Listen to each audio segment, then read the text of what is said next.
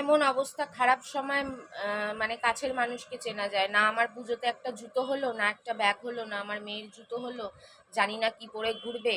পয়সাও সেরকম নাই, বাঁচা কুচা যেটুকুনি পয়সা আছে সেটুকুনি দিয়ে মায়ের কাছেও আছি, প্রতিবাদেও আছি। এই কদিন মানসিক চাপে ছিলাম, টেনশনে ছিলাম, ব্যাপারটাকে নিতে পারছিলাম না যে 17 বছর পর হঠাৎ এটা আমার সাথে কি করলো।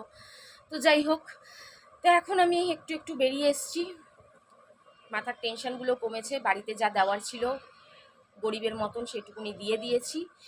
আরও কিছু দেওয়ার তো আর শেষ হয় না, দেওয়ার তো থেকেই যায়, সেটা দেখা যাবে।